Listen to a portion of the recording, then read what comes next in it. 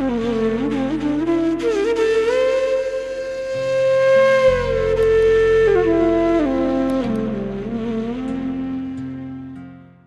आपको अलग अलग वर्ष बताए ना, बताए कि 9 वर्ष होते हैं, तो उसमें एक भारत वर्ष है। तो ऐसे ही एक वर्ष है किम पुरुष वर्ष। क्या नाम है? किम पुरुष वर्ष, जिसमें सुखदेव जी महाराज इस भागवत के 5वें स्कंध में कह रहे हैं, हनुमान जी महाराज आज भी उस किम पुरुष वर्ष में भगवान राघवेंद्र सरकार की क्या कर रहे हैं? आराधना कर रहे हैं। बोलिए हनुमान जी महाराज की जय। तो आइए, आज हनुमत जयंती भी है, तो थोड़ा हनुमान जी के चरित्रों को हम श्रवण कर लेते हैं। तो सर्वप्रथम तो आप सभी को हनुमत जयंती की बहुत बहुत शुभकामनाएं। इस हनुमान जी की कथा में प्रवेश करने से पूर्व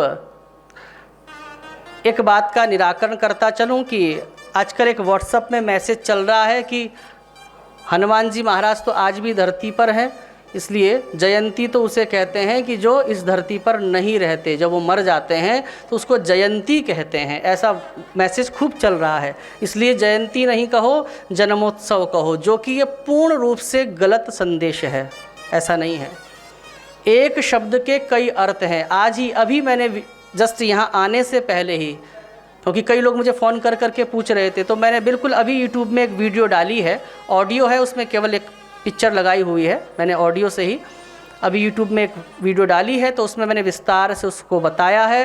तो आप उसको श्याम सुंदर गौतम जी यूट्यूब चैनल में देख भी सकते हैं, जिससे आपका निराकरण हो जाए। और कम शब्दों में मैं आपको यहाँ पर भी बता दूँ कि जयंती शब्द के कई अर्थ होते हैं। वो केवल मरण तिथि को जयंती नहीं कहते। स्कंद पुराण में लिखा है, जयम पुण्यम च कुरुते जयंती मिति ताम विदुहु। जयंती उसे कहते हैं, ऐसे उत्सव को कहते हैं कि जिस उत्सव को करने से व्यक्ति के जीवन में जय और पुण्य की प्राप्ति होती है। जयंती मिति ताम विदुहु, स्कंद पुराण कह रहा है।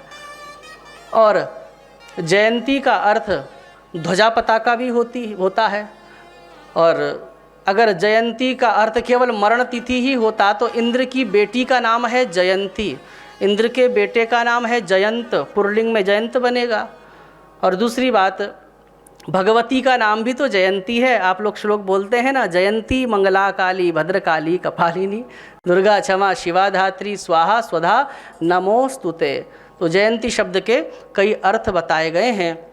और जयंती उसको भी कहते हैं जिस दिन इस ब्रह्मांड में एक बहुत बड़ी घटना घटित होती है। तो भगवान हनुमान जी का आना अपने आप में एक बहुत बड़ी घटना है। और उसका जो उत्सव मनाते हैं उसको भी जयंती कहते हैं। क्योंकि अगर ज़्यादा बुद्धि का प्रयोग करेंगे, जो जन्मोत्सव कह रहे हैं, तो जन्मोत्सव भी गलत हो जाएगा। क्योंकि भगवान का जन्म नहीं होता, भगवान का अवतार होता है। जन्म तो हमारा होता है, जन्म होता है कर्मवश, अवतार होता है कृपावश, करुणावश। हम आए हैं कर्मवश, क्षीणे पुण्य मर्ते लोकम विशंति। और परमात्मा आता है भक्तार्थम सगुणो जातः निराकारोपि चिन्मयः, वो करुणावश आता है। संसारिणाम करुणया पुराण गुह्यम, तो करुणा के लिए आता है कि वो अवतरित होता है जिससे कि भक्तों का उद्धार हो सके। तो फिर वहाँ तो जन्म शब्द भी गलत हो जाएगा, क्योंकि भगवान का जन्म नहीं होता। अब शब्द प्रश्न उठता है, फिर जन्मोत्सव भी क्या सही नहीं है? तो देखो, एक शब्द के कई अर्थ होते हैं। भाव और जन्म शब्द को आप यहाँ पर प्रयोग इसलिए कर सकते हैं, जैसे भाई सामान्य भाषा भी जो होती है, व्यवहारिक भाषा भी होती है ना एक, इसलिए से हम भगवान श्री कृष्ण का जन्मोत्सव कहते हैं कि भगवान श्री कृष्ण का जन्म हुआ, चलेगा, कोई दिक्कत नहीं है। क्योंकि भगवान गीता में भी एक जगह अर्जुन को, एक जगह तो कह रहे हैं संभवामी युगे युगे, मैं युग युग में क्या होता हूँ? संभवामी, प्रकट होता हूँ। तो प्रकट शब्द भी जुड़ता है, अवतार शब्द भी जुड़ता है। लेकिन एक सामान्य भाषा में जन्म का भी प्रयोग किया जा सकता है। भगवान गीता में कहते हैं अर्जुन जन्म कर्म च मे दिव्यम, तो वहाँ पर भगवान ने अपने जन्म की ही बात कही। तो व्यवहारिक दृष्टि में आप जन्म कह सकते हैं, श्री कृष्ण जन्मोत्सव, श्री हनुमान जन्मोत्सव, है ना। किंतु जयंती शब्द क्यों कहें? जयंती शब्द इसलिए कहें माताओं, क्योंकि ऋषियों को ना क्लिष्ट भाषा बहुत प्रिय है, जिसके अंदर एक गूढ़ अर्थ छिपा हो, जिसके अंदर एक गांभीर्य हो, जिसके अंदर एक प्रौढ़त्व हो और जिसके अंदर व्याकरण का मधुर स्पर्श हो। ऐसी भाषा ऋषियों को बहुत प्रिय होती है। इसलिए तो ऋषियों ने इतने इतने सुंदर सुंदर शब्दों का निर्माण किया है, क्योंकि शब्द हमारे पूरे मन मस्तिष्क को, क्लिष्ट शब्द हमारे मन मस्तिष्क को क्या क्या क्या करते हैं, एक व्यवस्थित करते हैं। तो इसलिए हनुमान जयंती, और अगर व्याकरण की दृष्टि से बोलना है तो हनुमत जयंती। अगर हनुमत जयंती बोलोगे तो ऋषियों को और प्रसन्नता होगी। हनुमत जयंती चिपका के लिखोगे तो हनुमत जयंती, क्योंकि और डिवाइड करके लिखोगे तो हनुमत जयंती। अब फिर ज और त इतना अंतर क्यों आ गया? तो देखो व्याकरण के सूत्र होते हैं, तो व्याकरण के सूत्र के आधार पर हनुमत जयंती और त को व्याकरण के सूत्र ने ज बना दिया। क्या बना दिया? ज बना दिया। तो हनुमत जयंती या हनुमत जयंती, तो आप जयंती का शब्द का ही प्रयोग करें तो उचित है। तो ऐसे हनुमान जी महाराज जिनका उल्लेख मैंने महामना पंडित मदन मोहन मालवीय जी ने अपने एक संबोधन में कहा था कि मन के समान वेग वाले हनुमान जी का दर्शन हमें अद्भुत बल, बुद्धि, शक्ति और सामर्थ्य प्रदान करता है। इसलिए भारत के हर गली मोहल्ले में हनुमान जी की प्रतिमा होनी चाहिए। ये मदन मोहन मालवीय ने कब बोला था? सन 1946 में, भारतवर्ष आज़ाद होने से पूर्व की उनकी ये कल्पना थी। क्योंकि हनुमान जी हमको क्या करते हैं? बल, बुद्धि आदि प्रदान करते हैं, हमको मोटिवेट करते हैं। हनुमान जी महाराज इस कलयुग के राजा हैं, उनकी साधना से कोई क्या नहीं प्राप्त कर सकता। हनुमान जी को सनातन धर्म की विशेष रक्षा करने के लिए छोड़कर गए हैं श्री राम जी। इसलिए आजकल देखो हनुमान जी ने पूरी नेशनल इंटरनेशनल मीडिया में पूरा कब्जा जमाया हुआ है। भारत ही नहीं, विदेशियों में भी है। विदेशियों की संसद तक हनुमान जी पहुंच गए। तो यह हनुमान जी का प्रभाव है। और हनुमान जी की ताकत देखिए, लिखा है गोष्पदी कृत वारीशम मशकी कृत राक्षसांतकम रामायण महामाला रत्नम वंदे नीलात्मजम। गोष्पदी कृत वारीशम, हनुमान जी ने वो 100 योजन का मतलब होता है 1200 किलोमीटर का वो समुद्र कैसे नाप दिया, कैसे लांग दिया? बोले गोष्पदी कृत वारीशम। जैसे कि गाय के खुर से कोई गड्ढा बन जाए और उसमें थोड़ा सा 100 ग्राम पानी भरा पड़ा हो, तो उस गाय के खुर से बने हुए गड्ढे को आप कोई विशेष ताकत थोड़ी लगानी पड़ेगी उछल के कूदने के लिए, सहजता से पार कर जाते हैं। ऐसे ही हनुमान जी ने उस गड्ढे के बराबर उस समुद्र को पार कर लिया। और कितना सामर्थ्य है इनका? बोले मशकीकृत राक्षसांतकम। जैसे कि मच्छर को मारने के लिए कोई ताकत लगानी पड़ती है क्या? मशकीकृत राक्षसांतकम, बोले जिन्होंने राक्षसों को मच्छर की तरह मसल कर रख दिया, मशकीकृत राक्षसांतकम, अंत कर दिया। और रामायण महामाला रत्नम वंदे नीलात्मजम। रामायण रूपी माला के जो रत्न हैं, रामायण एक माला है और उस माला के रत्न कौन हैं? हनुमान जी महाराज। रत्न जैसे होता है ना, जैसे माला बनी है तो इस माला की शोभा कौन बढ़ाता है? ये जो लटकन है ना, ये हम कोई भी मोती की भी माला पहनते हैं तो नीचे कुछ लटका लेते हैं, उससे माला की सुंदरता कई गुना बढ़ जाती है। तो बोले अगर रामायण एक माला है तो उस माला की ये लटकन जो है, अथवा रामायण महामाला रत्नम वंदे नीलात्मजम, ये रत्न हनुमान जी महाराज हैं। ऐसे मारुति नंदन हनुमान जी को हम प्रणाम करते हैं। और देखो अब हनुमान जी महाराज की वाणी सुनो।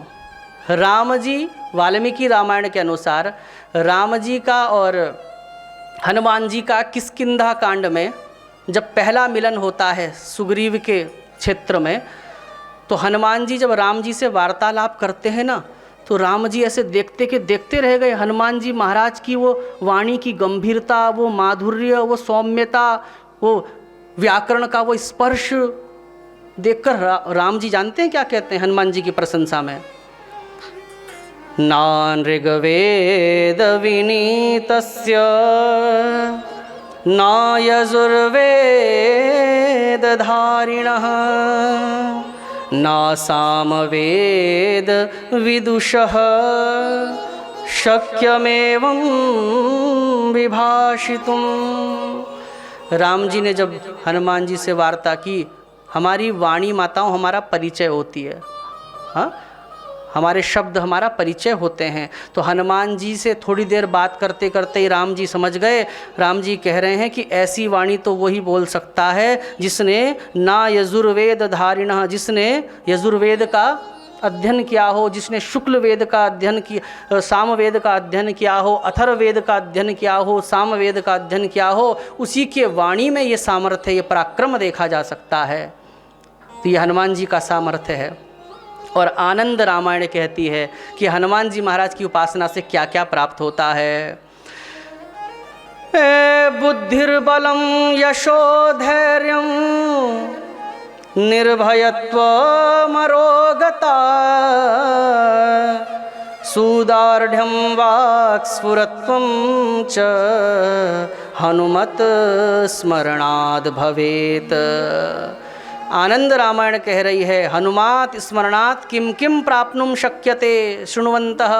हनुमान जी की उपासना से क्या क्या प्राप्त हो जाता है? बोले बुद्धिर बलम यशो धैर्यम, बुद्धि प्राप्त होती है, बल प्राप्त होता है, यश प्राप्त होता है, धैर्य प्राप्त होता है, निर्भयत्वम, जीवन में निर्भयत्व आ जाता है, और अरोगता अर्थात अगर कोई रोगी है तो हनुमान जी महाराज उसके रोग का भी समूल नाश करने की क्षमता रखते हैं।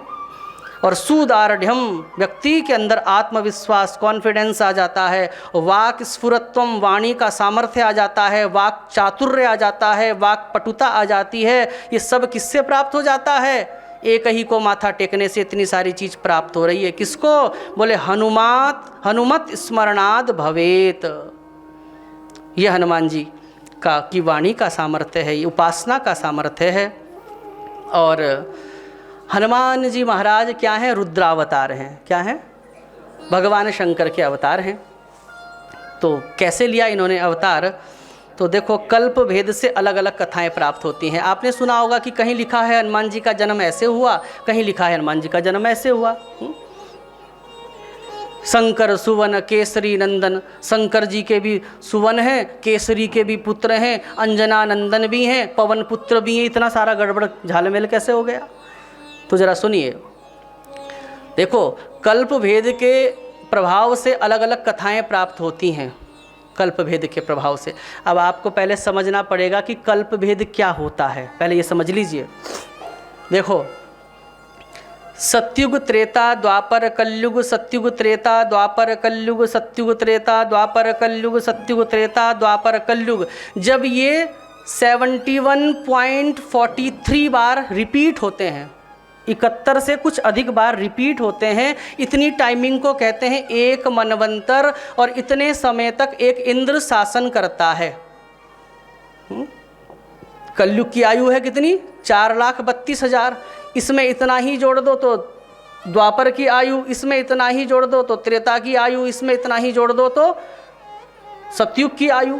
तो ये 4 युग, एक कलयुग ही इतना बड़ा है तो 4 युग कितने बड़े हैं। लेकिन जब ये पूरे युग 71.43 बार जब रिपीट होते हैं, इतने टाइम को कहते हैं एक मनवंतर। इतने समय तक एक इंद्र शासन करता है। और इस मनवंतर को, और इस प्रकार से जब 14 मनवंतर निकलते हैं तो इतने टाइम को कहते हैं एक कल्प।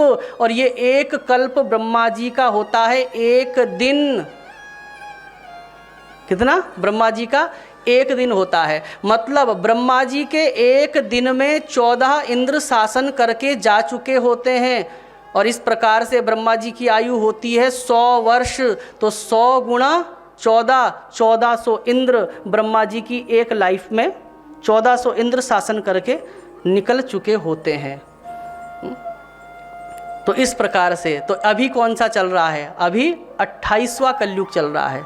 संकल्प में कहते हैं ना, 28तमे कलयुगे कलि प्रथम चरणे।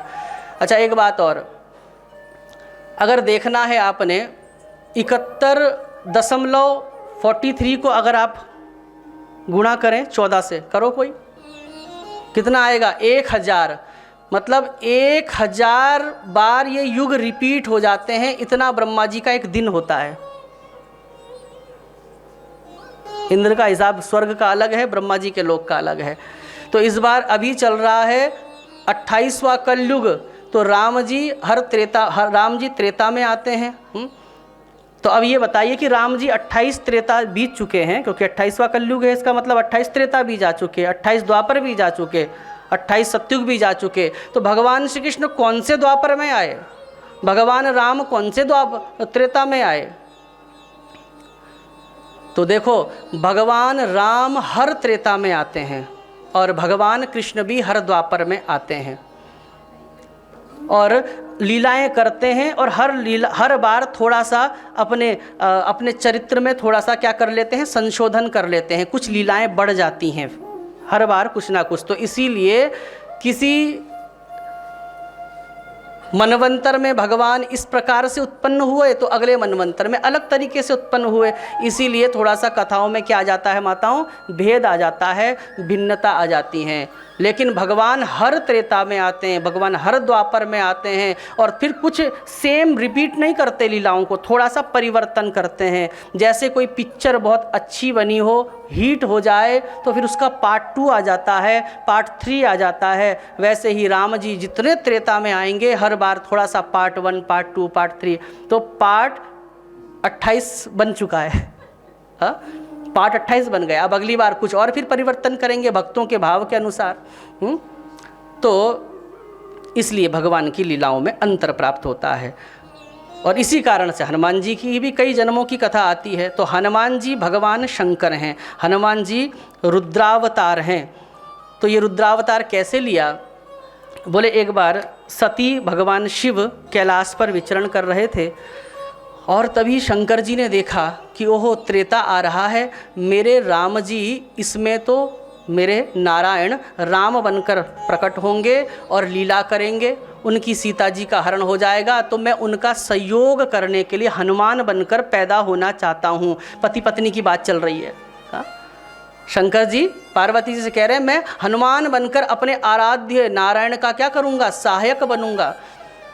और जो बात जहाँ पर ध्यान पुरुष का नहीं जाता ना, वहाँ पर ध्यान स्त्री का चला जाता है। तुरंत पार्वती कहने लगी, अरे वो राम तो रावण को मारेंगे, रावण तो तुम्हारा चेला है, और जिस चेले ने अपने 10-10 सिर काट के आपको चढ़ाए, जो शिवोपासक है, और आप खुद अपने चेले की हत्या का कारण बनेंगे।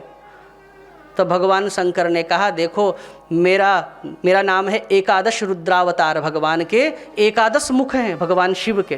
तो भगवान शिव कह रहे हैं 10 सिर काट के उसने मेरे 10 रूपों की तो पूजा कर दी, लेकिन एक रूप मेरा छूट गया है, एक मुख मेरा छूट गया है। मैं उसी एक मुख से बानर के रूप में, हनुमान के रूप में प्रकट होऊंगा, और फिर यही मुख, यही रावण के द्वारा, यही तिरस्कृत मुख रावण की मृत्यु का कारण बनेगा। और तब भगवान शिव जेही शरीर रति राम सो, भगवान शंकर राम से बहुत प्रेम करते हैं ना, जेही शरीर रति राम सो सोई आदरहि सुजान, रुद्र देह तजी नेह बस बानर भय हनुमान। भगवान नारायण के प्रेम में रुद्र का शरीर त्याग कर बानर भय हनुमान, भगवान शंकर बामन हो गए। तो एक कथा तो ये है। और शंकर सुमन शिव पुराण के अनुसार, शिव पुराण की कथा कहती है कि भगवान नारायण ने एक बार मोहिनी अवतार बनाया, समुद्र मंथन हुआ तो अमृत निकला। अब अमृत का कलश लेकर भाग गए कौन? राक्षस। और देवता पीछे पीछे भाग रहे हैं, और दोनों कह रहे हैं अहम पूर्वम नत्वम इति प्रभो, मैं पहले पीऊँगा, मैं पहले पीऊँगा, ऐसा कहकर भाग गए राक्षस। तो ओहो बहुत दूर निकल गए। देवताओं ने कहा लो अमृत गया हमारे हाथ से, अब ये हमको मारेंगे, हम तो मर जाएंगे, लेकिन हम ये नहीं मर पाएंगे। और देवताओं को बड़ी टेंशन हुई, भगवान नारायण को पुकारा। भगवान नारायण मोहिनी रूप बनाकर आए और राक्षसों के आगे छम छम छम छम करके जब जाने लगे, ऐसी मोहिनी वार्ता, ऐसा मोहिनी रूप बनाया, राक्षस मोहित हो गए। और माताओं, स्त्री के प्रति शुद्ध भाव बनाए रखना ये तो एक ऋषि महात्माओं के लिए भी बड़ा कठिन हो जाता है, वो तो राक्षस हैं। और वो मोहिनी रूप देखा तो कहने लगे वाह क्या सौंदर्य है तुम्हारा। भगवान ने, मोहिनी ने पूछा कि क्या है तुम्हारे हाथ में? बोले ये तो अमृत का कलश है। अच्छा अच्छा पियो पियो पियो। और तब राक्षस कहते हैं कि अगर ये अमृत तुम्हारे हाथों से मिल जाए तो इसकी मिठास तो और अच्छी हो जाएगी, बढ़िया हो जाएगी। क्योंकि स्त्री जब कुछ चीज़ बांटती है ना, उसमें वास्तव में मिठास अधिक होती है। इसलिए जब कोई पंगत चल रही हो, भोजन करा रहे हो, तो अगर जब कोई खाने वाला पेट पूरा भर जाए तो अंत में घर की स्त्री को भेज देना चाहिए, क्योंकि अगर पेट भरा भी हो ना तो फिर आदमी, स्त्री अगर कहे ले लो ना तो आदमी ले ही लेता है।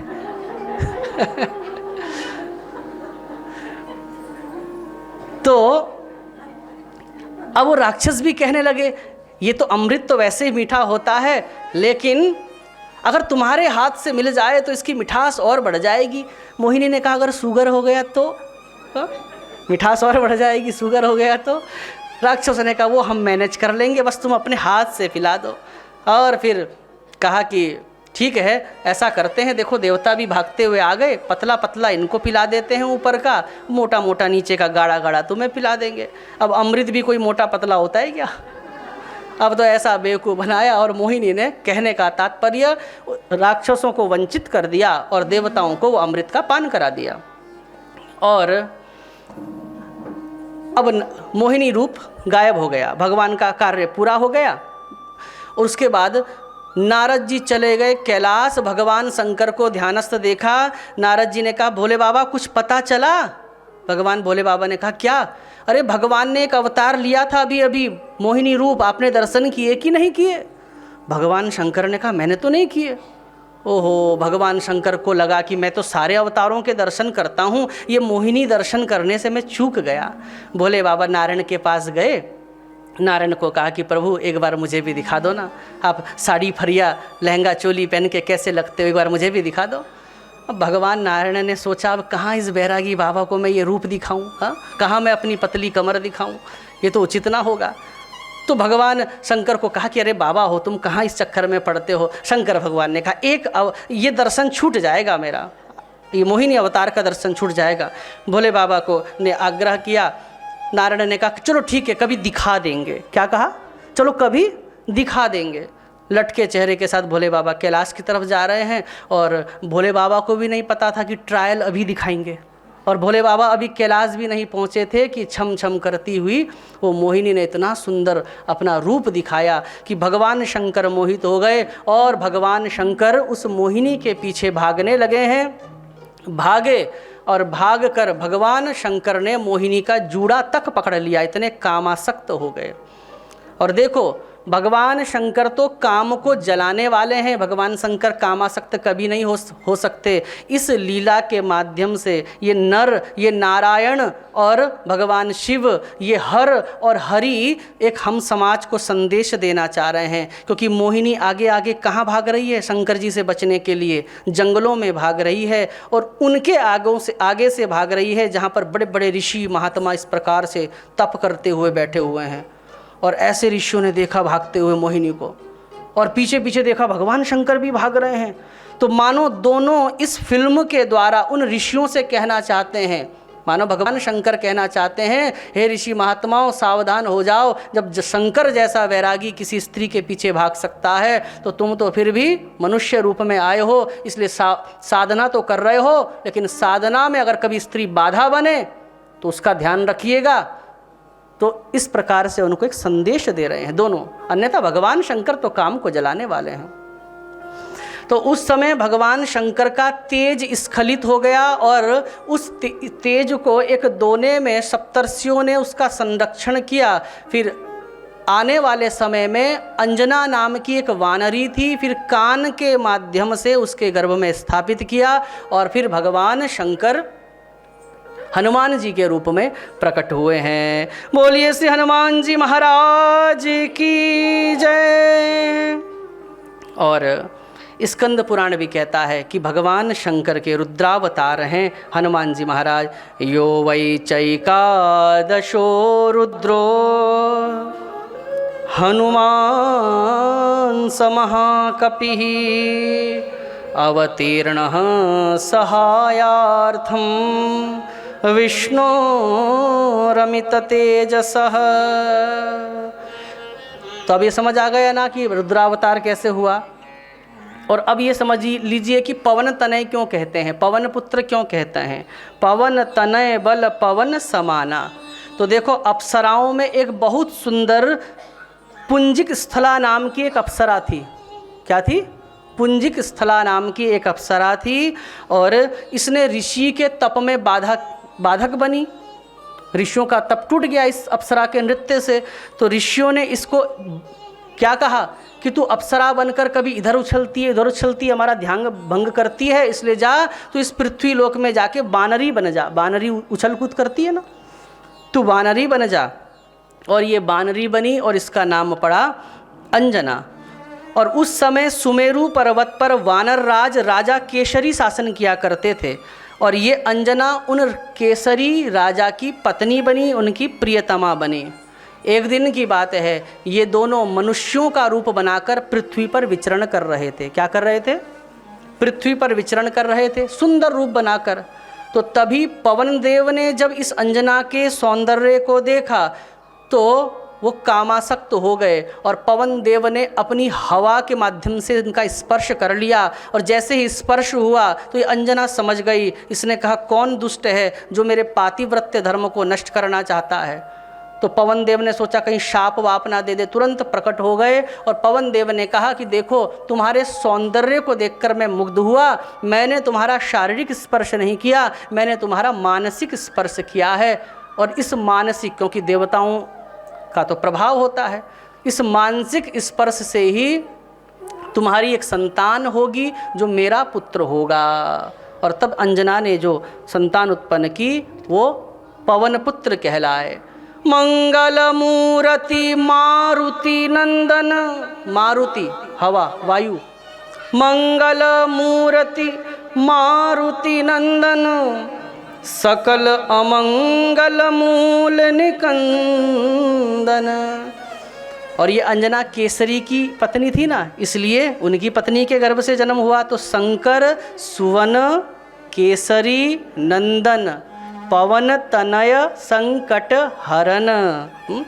और हनुमान जी महाराज अंजनी पुत्र महाबलदाई, संतन के प्रभु सदा सहाई, पवन तनय संकट हरन।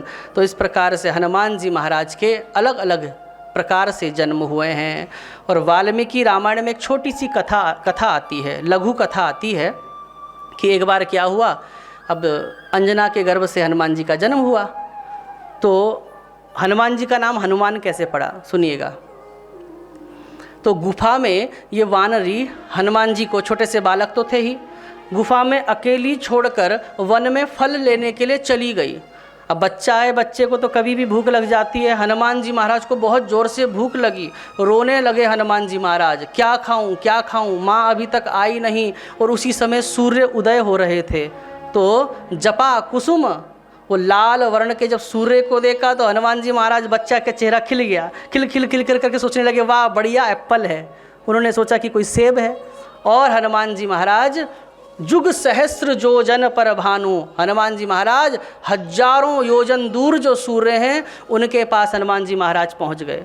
और जैसे ही सूर्य को ऐसे पकड़ने को हुए, उस दिन थी अमावस्या की तिथि और उसी दिन ग्रहण के कारण से राहु भी सूर्य को खाने के लिए आया हुआ था। तो हनुमान जी महाराज का हाथ जैसे ही सूर्य पर गया, उधर राहु भी हाथ बढ़ा रहा था और हनुमान जी की दृष्टि राहु पर पड़ी। हनुमान जी ने कहा कि राम राम राम, देखो भगवान ने आज दो फल दे दिए, एक लाल है एक काला है, इसे भी खाऊंगा।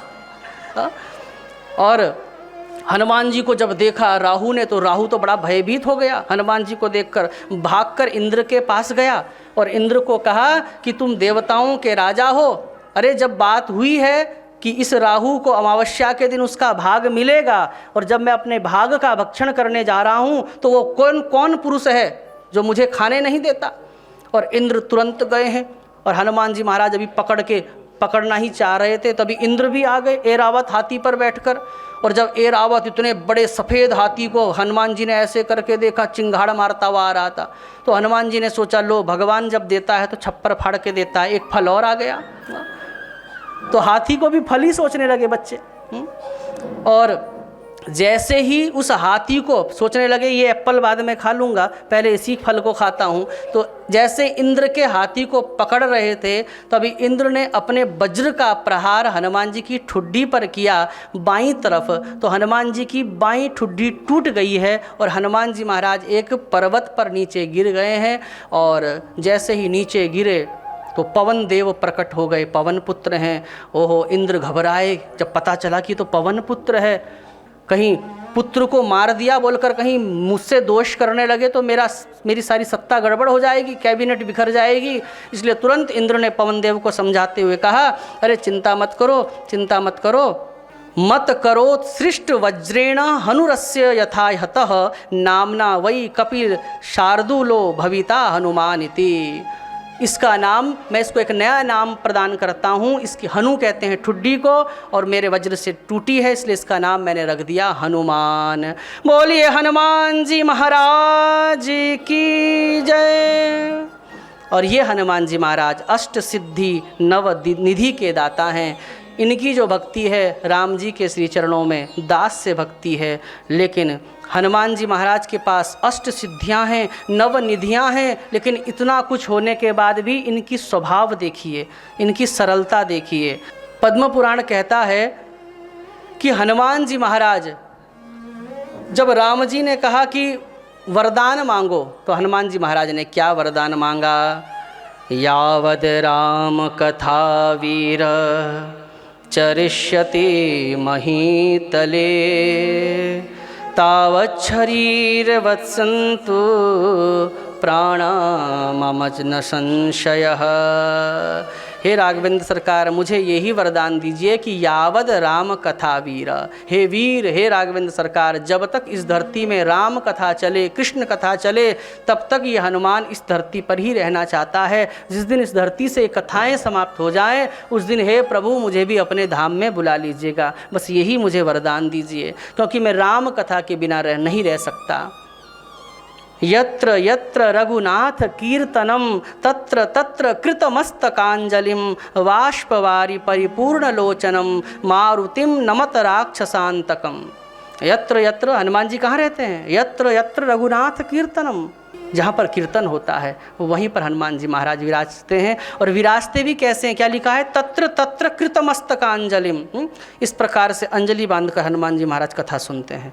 बाष्पवारी परिपूर्ण लोचनम, उनके नेत्रों से बाष्पवारी अश्रुधार बहती है। ऐसे पवन पुत्र मारुतिम नमत राक्षसांतकम, राक्षसों का अंत करने वाले हनुमान जी को हम प्रणाम करते हैं।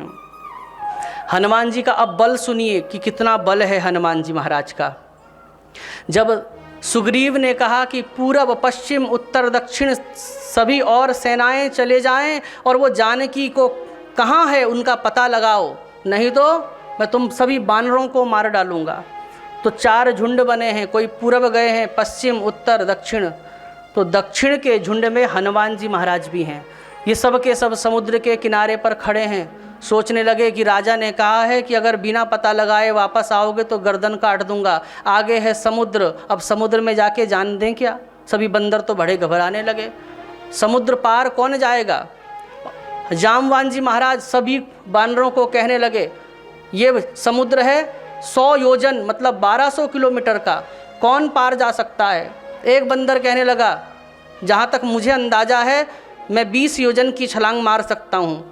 जामवान जी ने कहा 100 योजन का समुद्र में है, 20 योजन छलांग मार के आत्महत्या करेगा क्या? कोई मतलब का नहीं है। दूसरे ने कहा लिखो, मेरा भी लिखो, मैं 30 योजन मारूंगा। चौथे ने कहा मैं 40 मारूंगा।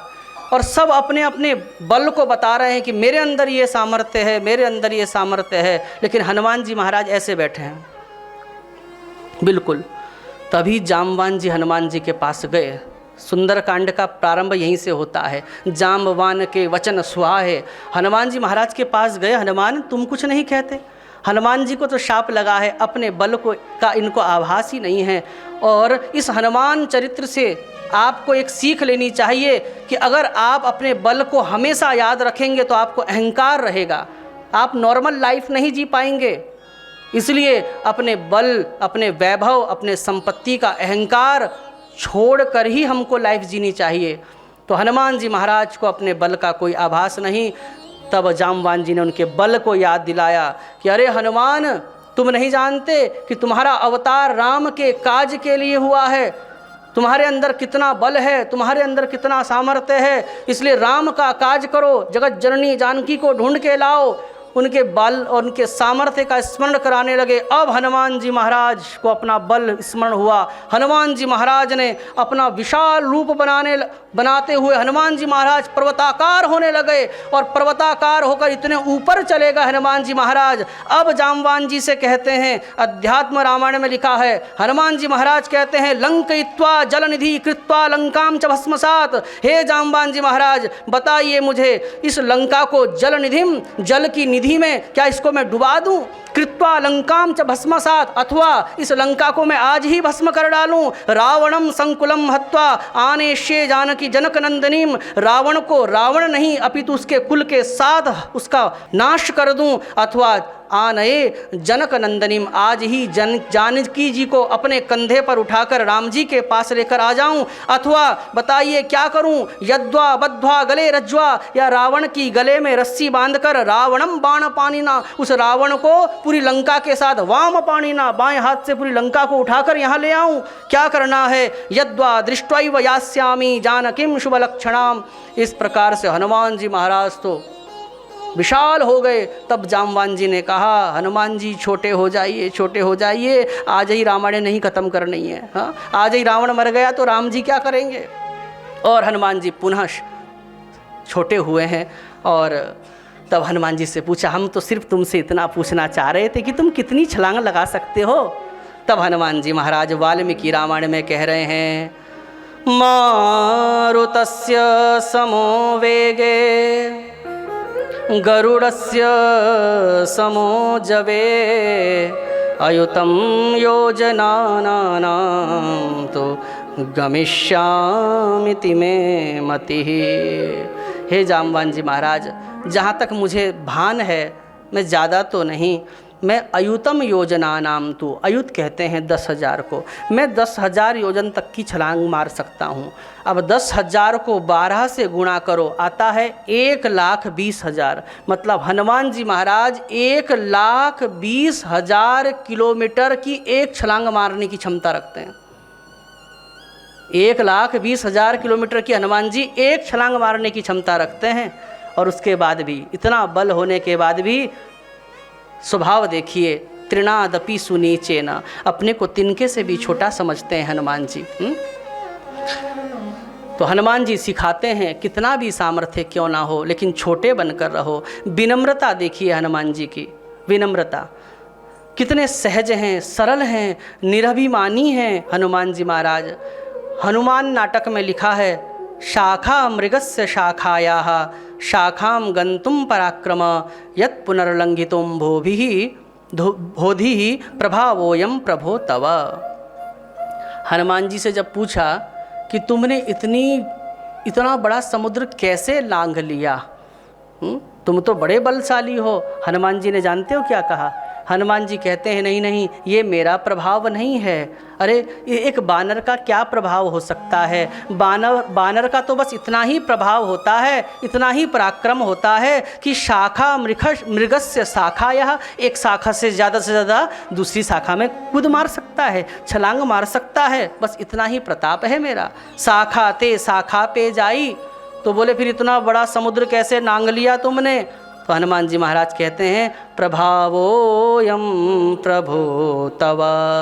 राम जी से कह रहे हैं, प्रभु ये तो मैंने आपके प्रभाव से, आपके सामर्थ्य से, आपके आशीर्वाद से ही मैंने इस समुद्र को लांघा है, इसमें मेरा कुछ भी प्रभाव नहीं है। जीवन हनुमान जैसा हो, जिसके पास सब कुछ प्राप्त है, सिद्धियाँ प्राप्त हैं, निधियाँ प्राप्त हैं, बल प्राप्त है, बुद्धि प्राप्त है, लेकिन अद्भुत अतुलित बलधामं हेमशैलाभदेहं दनुजवन कृशानुं ज्ञानिनामग्रगण्यं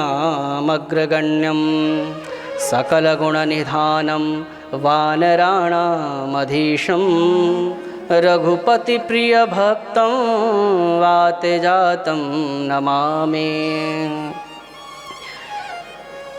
भगवान नारायण की आत्मा है कौन? हनुमान जी महाराज। कैसे?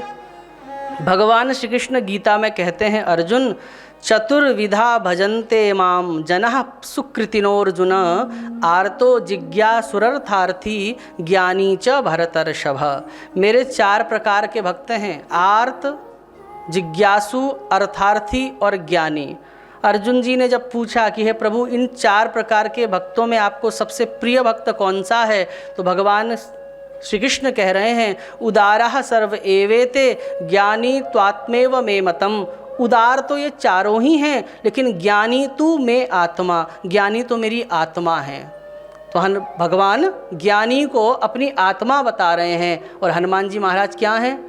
अतुलित बलधामम हेम शैलाभ देहम दनुजवन कृशानुम ज्ञानी नाम अग्रगण्यम। हनुमान जी महाराज केवल ज्ञानी नहीं हैं, अपितु ज्ञानी नाम अग्रगण्यम, ज्ञानियों में अग्रणी है, श्रेष्ठ हैं।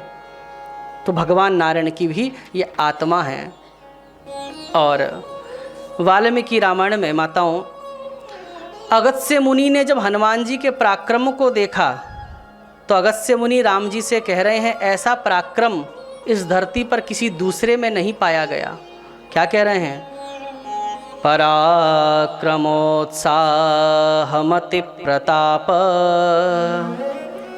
सौशील्य माधुर्य नयानयैश्च गांभीर्य चातुर्य सुवीर्य धैर्यैर् हनुमतः कोऽप्यधिकोऽस्ति लोके। पराक्रम में, साहस में, प्रताप में, सुशीलता में, माधुर्यता में, सही गलत की परख में, न्याय अन्याय के प्रति जो सुदृढ़ हो, और गांभीर्य, चातुर्य, गंभीरता में, चतुरता में, सुवीर्य, पराक्रम में, धैर्य में, हनुमतः कोऽप्यधिकोऽस्ति लोके, हनुमान के अलावा इस लोक में कोई दूसरा नहीं है। ये अगस्त्य मुनि भक्त कह रहे हैं, भगवान से कह रहे हैं। अच्छा, आसपास के लोग अगर प्रशंसा करें तो हो सकता है कि चाटुकारी कर रहे हों, लेकिन हनुमान जी की प्रशंसा तो रावण भी करता है। वो तो झूठी प्रशंसा नहीं कर सकता।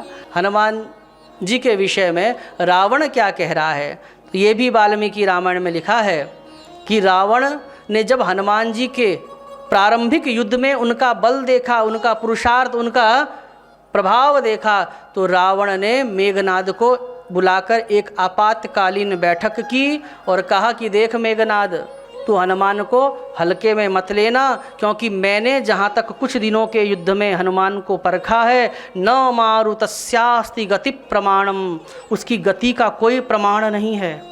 मतलब अतुलनीय है। न चाग्निकल्पः करणेन हंतुम, न तो उसकी बुद्धि की कोई था है, न उसके बल का कोई मैं आकलन कर पाया। ये रावण सबके बल को जानता है, सबकी बुद्धि को जानता है, लेकिन पता नहीं क्यों, क्योंकि जब कुछ चीज़ रेंज से बाहर चली जाती है तो व्यक्ति उसको तोल नहीं पाता। तो रावण कहता है इसके सामर्थ्य को मैं तोल ही नहीं पाया।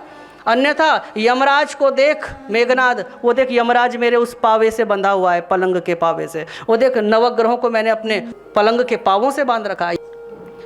देवताओं को, ग्रहों को, यमराज को अपने पलंग के पावों से बांधने वाला रावण भी आज हनुमान जी महाराज की प्रशंसा करता है कपि एक महाबलशीला आवा प्रथम नगरु जहि जारा। तो रावण ने हनुमान जी महाराज की प्रशंसा की है, शत्रु कर रहा है। और हनुमान जी महाराज को अगर आप प्रसन्न करना चाहते हैं तो जैसे लिखा है ना, अलंकार प्रियो विष्णु जलधारा प्रियो शिव। विष्णु से संबंधित जितने भी अवतार हैं उनको जितना उनको सजाओगे उतना जल्दी प्रसन्न होते हैं। विष्णु से संबंधित जितने भी अवतार हैं उनको जितना डेकोरेट करोगे, जितना सुसज्जित करोगे, जितना अलंकृत करोगे, उतनी जल्दी वो प्रसन्न होते हैं। और शंकर जी कैसे प्रसन्न होते हैं? जलधारा प्रियो शिवा, जल की धारा से प्रसन्न हो जाते हैं। तो हनुमान जी कैसे प्रसन्न होते हैं? तो नारद पुराण में लिखा है, रक्त चंदन पुष्पैश्च सिंदूराद्य ही समर्चयेत। रक्त चंदन पुष्पैश्च, हनुमान जी महाराज को लाल रंग का चंदन लगाने से नारद पुराण कह रहा है बहुत प्रसन्नता होती है। और रक्त पुष्पैश्च, रक्त पुष्पैहि अर्थात रक्त पुष्पों के द्वारा, लाल फूल चढ़ाने से भी हनुमान जी महाराज बहुत प्रसन्न होते हैं। और सिंदूराद्य ही समर्चयित, सिंदूर चढ़ाने से भी हनुमान जी महाराज बहुत प्रसन्न होते हैं। और वो क्यों चढ़ाया जाता है वो आप जानते ही हैं। और हनुमान जी महाराज कैसे वस्त्र पहनते हैं, कैसे रंग के वस्त्र, तो हम ज़्यादा लाल ही जानते हैं, लेकिन केवल लाल ही वस्त्र हनुमान जी को प्रिय नहीं हैं। हनुमान जी महाराज को श्वेत वस्त्र भी बड़े प्रिय हैं, ऐसा वर्णन आता है। और पीले वस्त्र भी प्रिय हैं, ऐसा भी हनुमत सहस्त्र नाम स्तोत्र के 11वें श्लोक में हनुमान जी का ध्यान करते हुए लिखा है कि संरक्तारुण लोचनम पवनजम पीतांबरालंकृतम, पीले वस्त्रों में सुसज्जित श्री हनुमान जी महाराज को मैं प्रणाम करता हूँ। अर्थात हनुमान जी को पीले वस्त्र भी बड़े प्रिय हैं।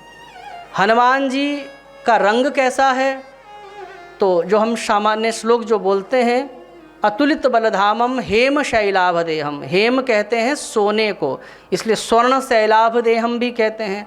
तो सोने की तरह जिसकी देह है, लेकिन केवल हेम शैलाभदेहम नहीं है। हनुमान जी महाराज के जो 1000 नाम आते हैं उसमें जो 92 नाम है वो है स्वर्ण वर्ण, मतलब सोने की तरह है। 108वां जो नाम आता है उसमें आता है रुक्म वर्ण, हनुमान जी महाराज रुक्म वर्ण के भी हैं। और 124वां जो नाम आता है उसमें आता है नील वर्ण, अर्थात हनुमान जी महाराज नील वर्ण में भी अवतरित होते हैं। इसमें भी आप कल्प भेद को समझ सकते हैं। प्रेम से कहिए राधे। बोलिए हनुमान जी महाराज की जय। तो आज हनुमत जयंती के पावन शुभ अवसर पर हमने हनुमत कथा आपको श्रवण कराने का प्रयास किया। तो आइए हनुमान जी जैसा कोई देव नहीं, थोड़ा सा गुनगुना लें। दुनिया में हो, दुनिया में देव हजारों हैं, बजरंग बली का क्या कहना। दुनिया में देव हजारों हैं, बजरंग बली का क्या कहना। दुनिया में देव हजारों हैं, बजरंग बली का क्या कहना। दुनिया में देव हजारों हैं, बजरंग बली का क्या कहना। इनकी शक्ति का क्या कहना, इनकी भक्ति का क्या कहना। इनकी शक्ति का क्या कहना, इनकी भक्ति का क्या कहना। दुनिया में देव हजारों हैं, बजरंग बली का क्या कहना। दुनिया में देव हजारों हैं, बजरंग बली का क्या कहना। बोलिए हनुमान जी महाराज की।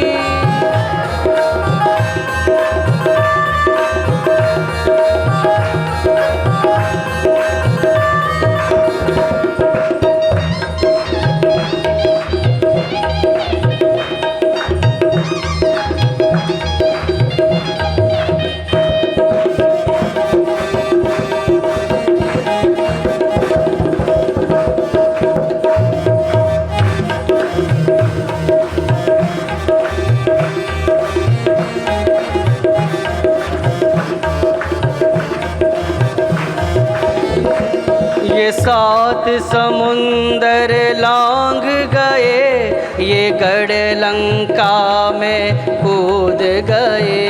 ये सात समुंदर लांघ गए और गढ़ लंका में कूद गए। ये सात समुंदर लांघ गए, गढ़ लंका में कूद गए। ये सात समुंदर लांघ गए और गढ़ लंका में कूद गए। रावण को रावण को डराना क्या कहना, लंका को जलाना क्या कहना। रावण को डराना क्या कहना, लंका को जलाना क्या कहना। इनकी शक्ति का क्या कहना, इनकी भक्ति का क्या कहना। इनकी शक्ति का क्या कहना, इनके भक्ति का क्या कहना। दुनिया में देव हजारों हैं, बजरंग बली का क्या कहना। दुनिया में देव हजारों हैं, बजरंग बली का क्या। दोनों हाथों को ऊपर उठाकर बोलिए हनुमान जी महाराज की।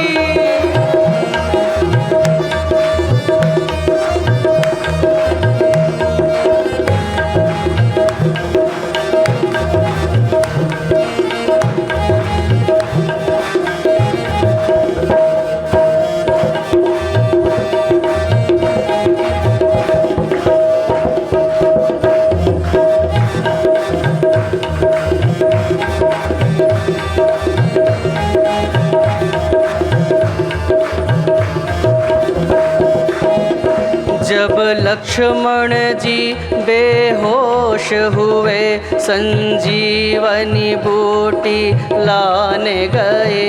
जब लक्ष्मण जी बेहोश हुए, संजीवन बूटी लान गए। जब लक्ष्मण जी बेहोश हुए, संजीवनी बूटी लाने गए।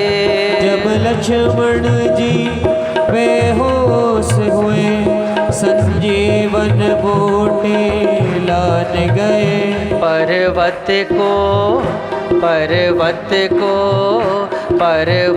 को उठाना क्या कहना, लक्ष्मण को जिलाना क्या कहना। पर्वत को उठाना क्या कहना, लक्ष्मण को जिलाना क्या कहना। इनकी शक्ति का क्या कहना, इनकी भक्ति का क्या कहना। इनकी शक्ति का क्या कहना, इनकी भक्ति का क्या कहना। दुनिया में देव हजारों हैं, बजरंग बली का क्या कहना। दुनिया में देव हजारों हैं, बजरंग बली का क्या कहना। जय हो।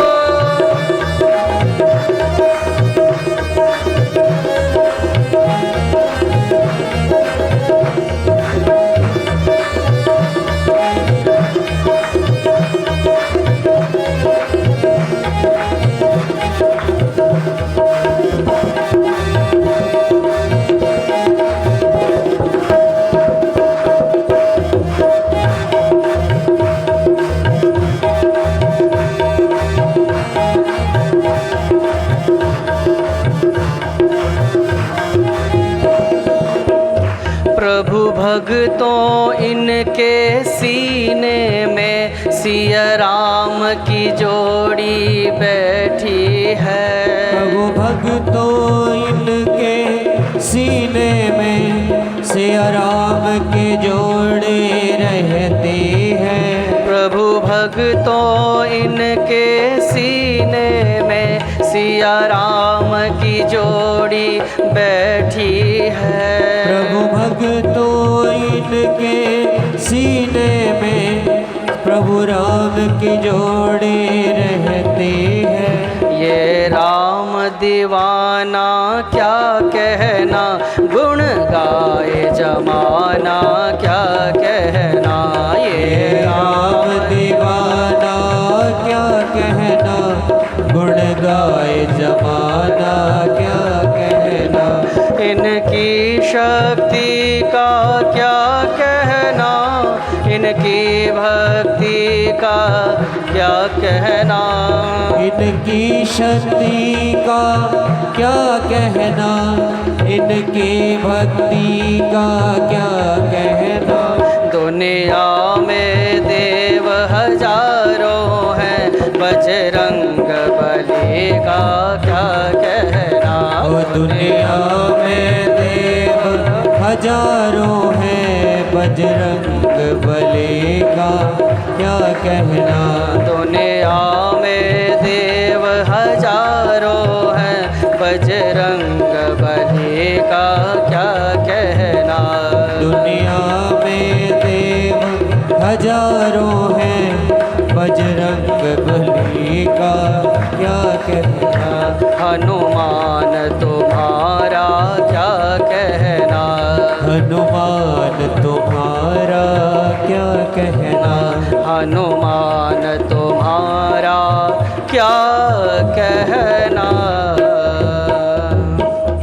बोलिए हनुमान जी महाराज की।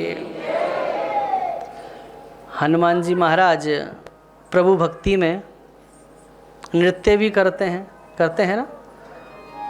पाँवों में घुंघरू बांध के नाचे। तो अगर आप भी नाचोगे तो हम गा लेते हैं, नहीं तो फिर हनुमान जी की तरह नाचना पड़ेगा आपको। कौन कौन नाचेगा हनुमान जी की तरह? नाचोगे तो फिर हम गाएंगे। हनुमान जी का जन्मोत्सव है ना, प्राकट्योत्सव है, तो भाई हनुमान जी का बर्थडे है तो उसमें तो फिर आनंदित होना चाहिए ना।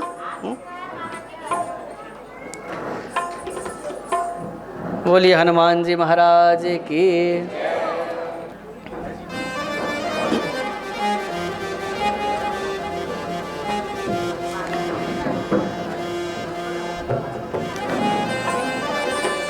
कहते हैं लोग इसे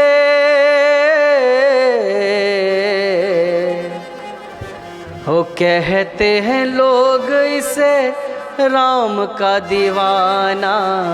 छम छम छम छम छम छम नाचे देखो वीर हनुमाना। छम छम नाचे देखो वीर हनुमाना। छम छम नाचे देखो वीर हनुमाना। छम छम नाचे देखो वीर हनुमाना। कहते हैं लोग इसे कहते हैं लोग इसे राम का दीवाना। छम छम छम छम नाचे देखो वीर हनुमाना। छम छम नाचे देखो वीर हनुमाना। राम राम सिया राम, राम राम सिया राम, राम राम सिया राम, राम राम सिया राम। जय हो।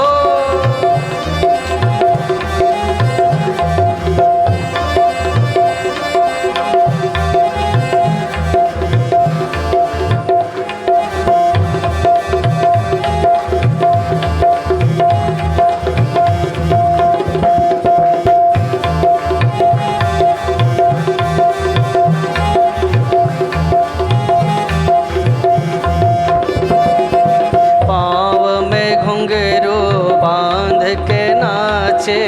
पाँव में घुंघरू बांध के नाचे। पाँव में घुंघरू बांध के नाचे। पाँव में घुंघरू बांध के नाचे। राम जी का नाम इसे प्यारा लागे। राम जी का नाम इसे प्यारा लागे। राम जी का नाम इसे प्यारा लागे। राम जी का नाम इसे प्यारा लागे। राम ने भी देखो इसे राम ने भी देखो इसे खूब पहचाना। छम छम छम छम नाचे देखो वीर हनुमाना। छम छम नाचे देखो वीर हनुमाना। राम राम सिया राम,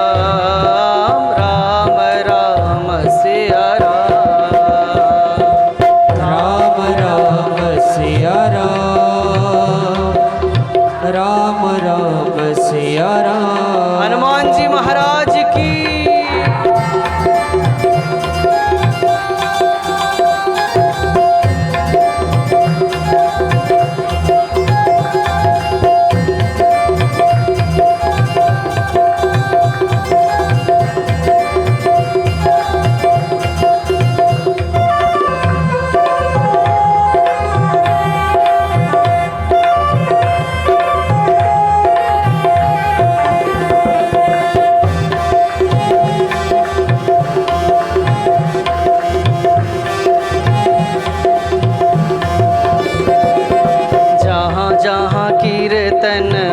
श्री राम का, जहाँ जहाँ कीर्तन होता श्री राम का, लगता है पहरा वहाँ भक्त हनुमान का। लगता है पहरा वहाँ भक्त हनुमान का।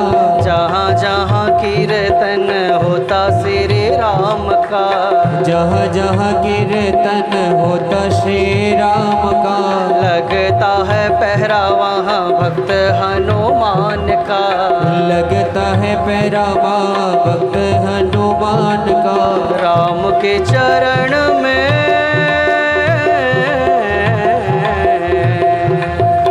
राम के चरण में है इनका ठिकाना। छम छम छम छम नाचे देखो वीर हनुमाना। छम छम नाचे देखो वीर हनुमाना। राम राम सिया राम, राम राम सिया राम, राम राम सिया राम, राम राम सिया राम। जय हो।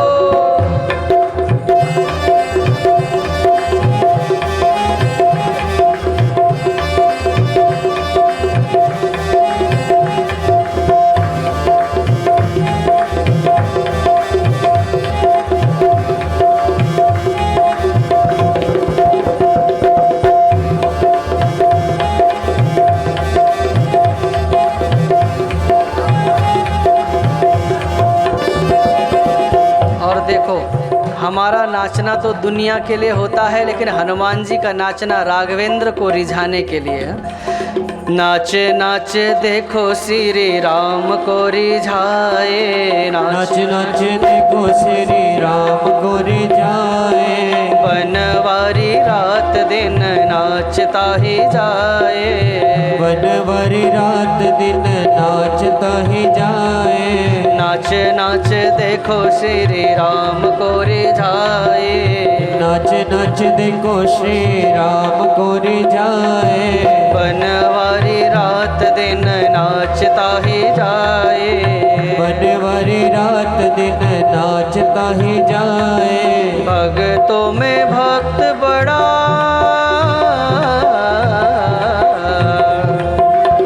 भक्तों में भक्त बड़ा दुनिया ने माना।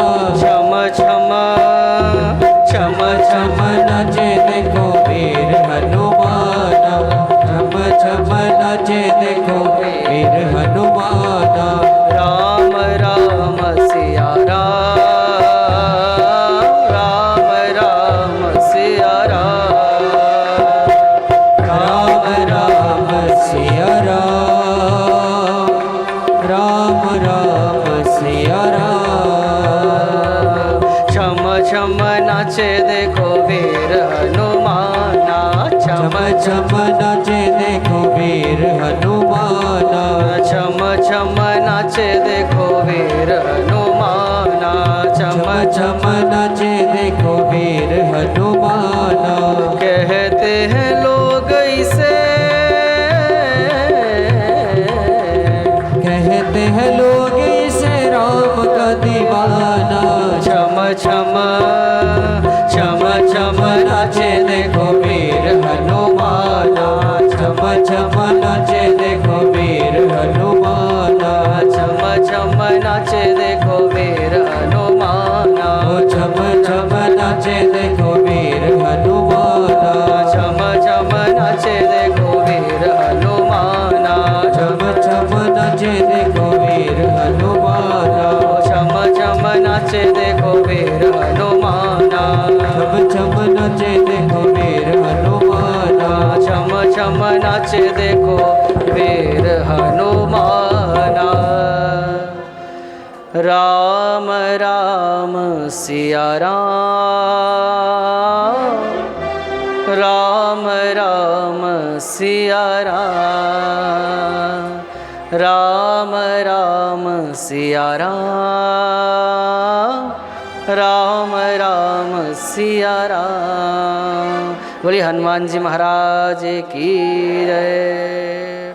पुनः आप सभी को हनुमत जयंती की अनेकशः शुभकामनाएं। श्री हनुमान जी महाराज आपको बल बुद्धि विद्या ऐश्वर्य सब कुछ प्रदान करें, ऐसी व्यासपीठ से शुभकामना।